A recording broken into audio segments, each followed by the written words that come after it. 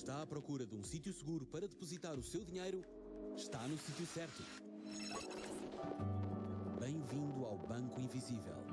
Confie as suas poupanças a esta instituição bancária que não existe, mas que o vai transformar em bits e bytes, enviá-lo lá para cima para a cloud e torná-lo ainda mais rentável. Todos os dias, milhares de pessoas em todo o mundo aderem ao Banco Invisível, fazendo pagamentos, depósitos e transferências através do computador ou telemóvel, sem ter de interagir com seres humanos, sem ter de sair de casa. Para aderir, só tem de perceber o que é Bitcoin, Blockchain, Mining, Trading e outras expressões em inglês. É muito simples, vai ver. Bem-vindo ao Banco Invisível. Mais transparente não há.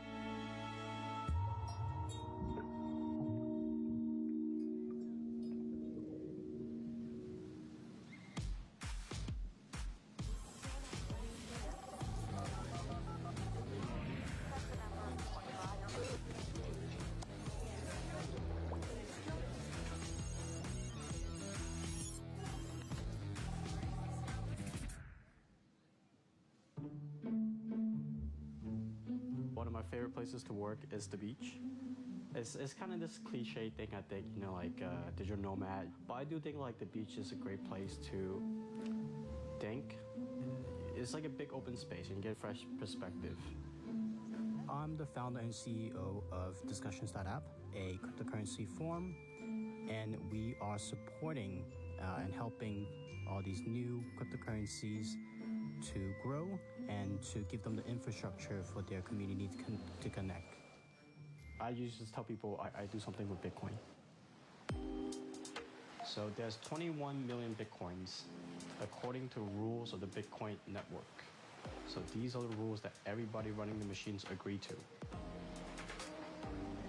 And then the blockchain is the technology that enables all this activity to happen. So the blockchain is the rules that describe the Bitcoin network.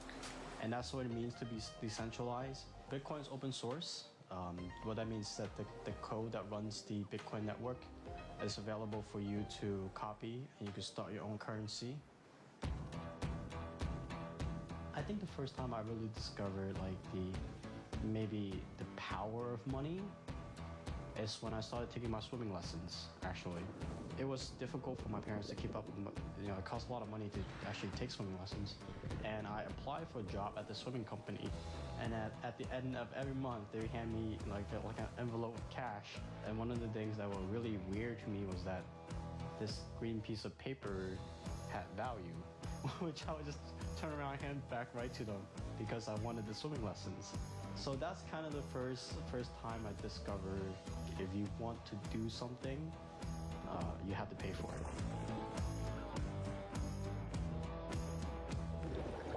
I was going to school in New York City, and the business school was a few blocks away from the New York Stock Exchange. And then you have this tiny little corner store right next to it, and it says Bitcoin Center, and it had a sign outside. It's like free beer and pizza.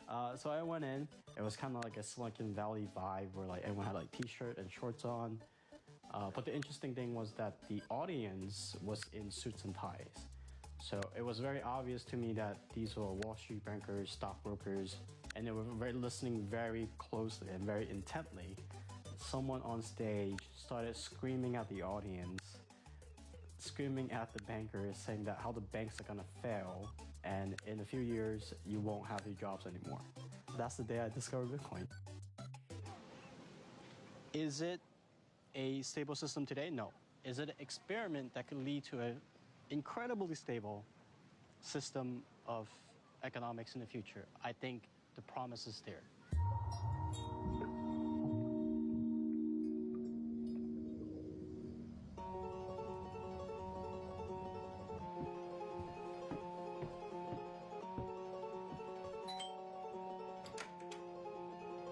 Welcome to the block. Thank you very much. What is the Block? The Block Cafe is a co-working space and meetup point for crypto enthusiasts. So Daniel, this is Paulo. Hey man. Hello. How are you? Paulo mines Ethereum at home. What is mining? Mining is performed by high-powered computers that solve complex math problems. When computers solve these complex math problems on the Bitcoin network, they produce new Bitcoin, not unlike when a mining operation extracts gold from the ground. Paulo, this is Danilo. Danilo is a screenwriter and a director. Cool. I think for the average person, they don't think that that the system can change. How much do you trust your bank? My first experience with bank was because my great-grandmother, she decided to have a saving account for me when I was born. Yeah. So I had a bank. Even before I was born, I had a bank. And when I moved to Portugal, I had to, for the first time in my life, I need to choose a bank. That's tough because I think I'm the only person that I could trust with my own money. That's a great point. And that's what Bitcoin and blockchain technology is trying to accomplish. Like in the old days in America, there was a lot of banks, a lot of small local banks, and people trusted the local bank because they knew the person, right? They were their neighbors, basically. In the end, banks are made of humans, and humans have this tendency, when they get more powerful, they start to abuse that power. Maybe the safest thing that you can have to safeguard your money is digital code that you can verify how it works, and it's based on mathematics that never change, basically. You know, I wanted to go on this road trip to kind of meet people that had cryptocurrency and Bitcoin and blockchain had touched their lives. What do they see in it, and what do they think money is in the future? There are a lot of societies and communities in the world that they don't even use money. They're just like exchanging things. I mean, I have an egg, you have a cow, I want milk, so let's trade. You want to be able to go down to a grocery store, wave out a little plastic card, and get that milk and get that egg. You might work in a community where your needs are very limited. It just doesn't work, in my opinion, to create society, like actual vibrant society. Jack, I think you have like an interesting journey and trip to go to discovering what's the future of money. Cheers.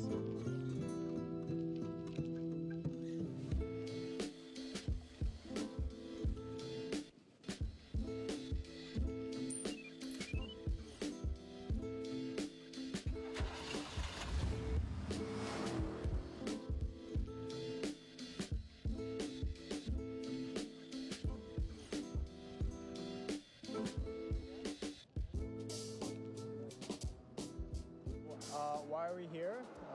And what am I looking at the moment? So we're standing here in front of what I hope is going to be my new house. We're trying to close on it right now. Yeah, looks beautiful. About 5 years ago, four or 5 years ago, I entered a machine learning competition about predicting future stock prices. Okay. I did okay. I didn't do amazing. I did okay. I got like 50th out of 500. The award that I got for that was like 23 cents. It was basically nothing. You fast forward 2 years later and they created their own cryptocurrency. And then I turned it into Bitcoin and I said, okay, I'm going to leave this here. 2 more years down the road, it's covering most of my house's down payment.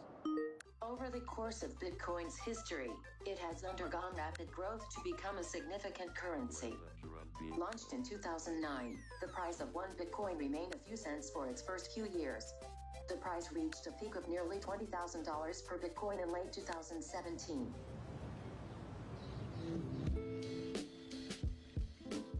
So in terms of money, and if you have more money, how do you look at it? To me, money is like the most useful tool that humans have ever created.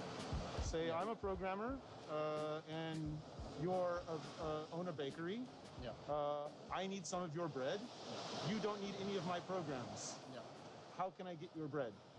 Money is the tool that we can use to solve that problem, which then means that I can use my programming to get all the things I may need in my life, including this house here. Yeah. I think that where societies really break down is when they stop viewing it as a tool.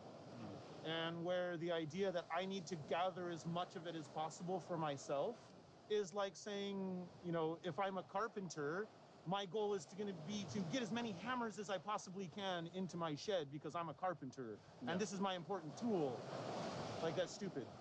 You know, the money should lead to some kind of desired outcome. You know, food in your belly, a roof over your head. It should never be the end goal. So how do you see this tool evolving? How do you see the future of money? It needs to be free, as stable as possible, so that when you buy a coffee in the morning and you pay 50 whatever that you pay for it, it's still worth the same amount tomorrow. Maybe cryptocurrency won't be the future of money. Do you have an idea of what will be the future of money? No. Okay. I have absolutely no idea. That's a great answer, by the way. That's a fantastic answer. But again, I don't care. As long as it solves the problem of, I'm a programmer, but I need your bread, I don't care what it is.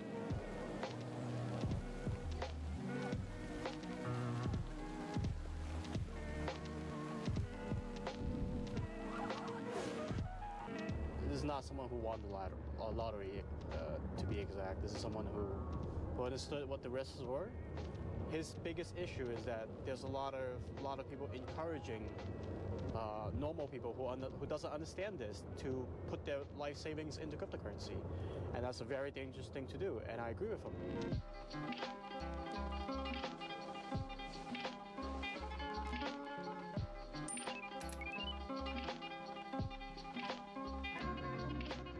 I'm driving up now to Água to meet with two professors from Nova School of Business and Economics. They were on a family vacation. They invited me to join them up there. And it's good to have the professors there, which provides that academic perspective I was looking for when it comes to talking about Bitcoin and blockchain and the future of money.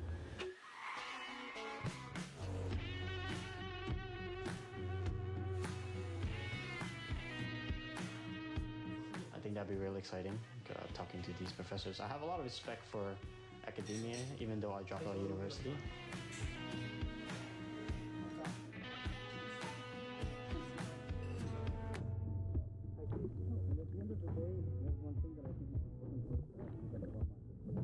Do you like zombie movies? I'm not gonna lie, I'm a bit a coward when it comes to scary movies. Okay. But you invest in Bitcoin. Yeah, I know. So that's something about That's the irony.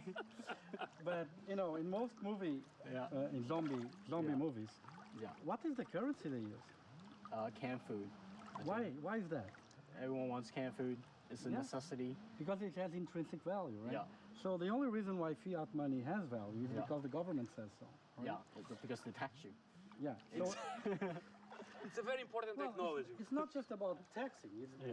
If we get into a fight and you want to prosecute me, right, and we go to court, the judge can't order you, can't order me to compensate you with chicken or sheep It's the or canned infrastructure. food, Yeah. right? People in the industry of cryptocurrency argue that one of the advantage of these cryptocurrencies, okay, the government has less control in taxing me by having, like you said, printing trillions of dollars and then, lowering the value of my currency, which is essentially taxing me. Yeah. And that's one of the biggest weaknesses I see. If you have a crisis like we have now, if you don't have some sort of intervention in the economy from the monetary side, like giving cheap money to companies, for some disturbance that happen, these companies, they are viable, good businesses. But because people are afraid of what's happening, they don't spend. And because of that, these companies are going to go under. They're going to close. Jobs are going to be destroyed. Firms are going to be destroyed.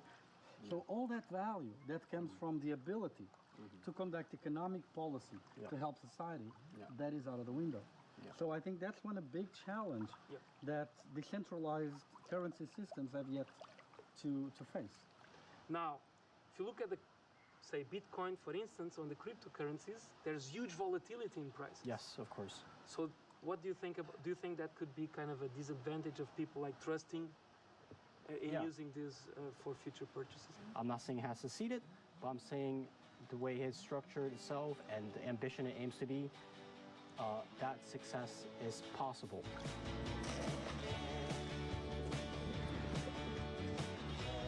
A lot of people think that everyone in Bitcoin is all about money and about getting rich, and that is true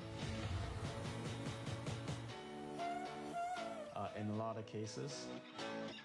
But there are a lot of people in Bitcoin that are very interested in the absence of money, and they sustain themselves off the land. So it's always curious to see, what their thinking is.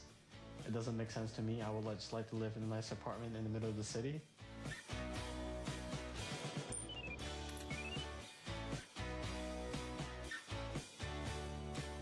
I'm a little bit nervous, but I'm also very excited because I do love it being put into those kind of situations.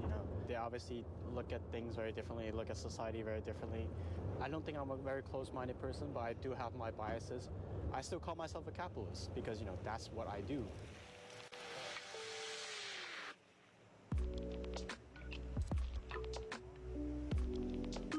Tamira is an eco-village in Alentejo with a community of around 200 people.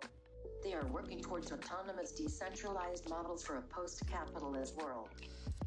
Tasks and services are taken on by co-workers, volunteers, and friends. Everyone voluntarily contributes their knowledge and commitment without monetizing its value. They research on how community can become a currency for a new society. Hey, Benjamin. Hey, Jack. Nice meeting you. Meet you. Sabine. Hello. Nice to meet you. When people hear about Tamira, what do you want them to think in their mind? The vision was mainly to create a model, to do research, how to work with energy in the name of cooperation, how to work with the plants world in the name of cooperation instead of domination, how to build community of trust. And so we prepare ourselves and others to what will happen if the capitalistic system crashes in a way. It's about a global network where people are, for example, in Colombia, a refugee community who only can survive because they were able to build community. You mentioned how nature gives freely the water, and make food and energy. But I think maybe this is part of the problem with capitalism is that some people would take that, they would kind of monopolize it, and then that system will kind of emerge again. So, do you guys see this as like a case? Like, how would you prevent that? For capitalism to function, it needs fear to be in there. In a way, this competition for money, for being the best, needs to have fear inside the human being.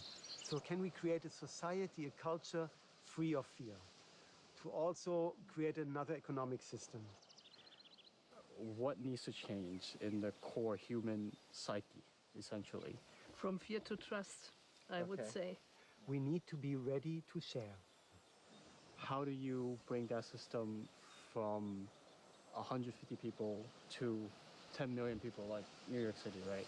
In New York City or in any number, it could be sub-systems which actually do know each other and which actually do unfold a community of trust. And it's happening in the cities. There's this guerrilla gardening. People are starting to have community gardens. People start to share again. Also, even people in Berlin, where I come from, people who could afford something else, they look for alternatives. They share childcare. They think, actually, do each one of us need a washing machine, or can it be 2 or 3 families together? This is systemically totally possible. And this step from centralization to decentralization, this I feel as an important step to bring healing. I feel like we operate in a very different arena, but Bitcoin and blockchain, again, what we are trying to do also is to create an alternative system. We're trying to create a decentralized alternative future to what exists right now. And actually, blockchain is a very beautiful base to think an alternative. And in what I think, it still needs an inner transformation work, because the technical solution of distributing power and knowledge will only work when people are ready to give up some of their power.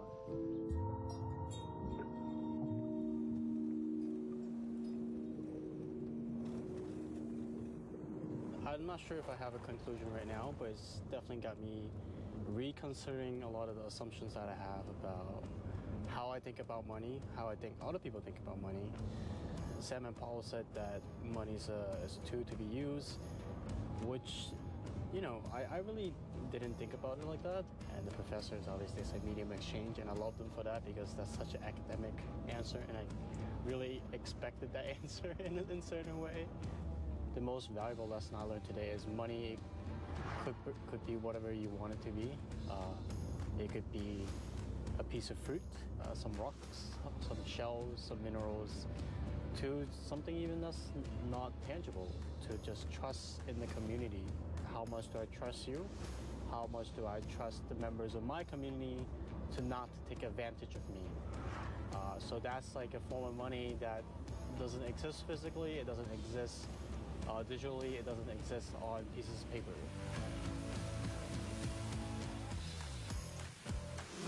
It's about enabling people to take back control of the things that they find most important in their lives.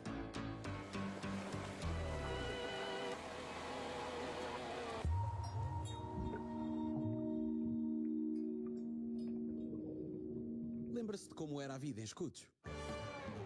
E se recuarmos uns bons 50 anos e formos ver quanto custava o dia-a-dia antes da Revolução de 1974? Naquele tempo, o pão custava 4 tostões e um café apenas 14. Caro na altura, só a gasolina, que custava 7 escudos e 50 centavos. Mas os carros até pareciam em conta. Um automóvel com 1000 centímetros cúbicos ficava por 65 contos. E um topo de gama, como por exemplo um BMW 2002, custava perto de 100 mil escudos. Os professores recebiam cerca de 3 contos e 500. Um docente efetivo podia chegar aos 7 contos por mês. Uma quantia até bastante razoável se pensarmos que o aluguer de uma casa nova custava cerca de 2 contos. Ou seja, sem qualquer taxa de inflação aplicada, seriam 10 euros. Combinar uma ida ao cinema com a namorada, como dizia o outro, era peanuts. Apenas 5 escudos. O que significaria em euros qualquer coisa como 2 cêntimos. Já fumar era um vício que ficava barato naquela época. Um maço de SG gigante custava 6 escudos e 50 centavos, o que equivale ao valor astronómico de aproximadamente 4 cêntimos na nossa moeda de hoje. Para estabelecer uma comparação com os dias de hoje, a diferença está perto de 40 vezes o preço de outrora. Esta multiplicação tem em conta a subida de preços vertiginosa que se verificou a seguir ao 25 de Abril e ao PREC, a influência negativa na economia originada pela descolonização, acrescido ainda da inflação regular que a partir da década de 80 se foi sentindo gradualmente. Para terminar, podemos voltar a 1970 e imaginar que estamos numa quarta-feira qualquer a sair do escritório. É 1 da tarde e vamos ali almoçar ao snack bar da esquina para ficar mais em conta. Pedimos o menu completo com sopa, prato do dia, copo de vinho, pão e um café. Quando vem a conta, são 27 escudos. Ou seja, mais ou menos 15 cêntimos na nossa moeda atual.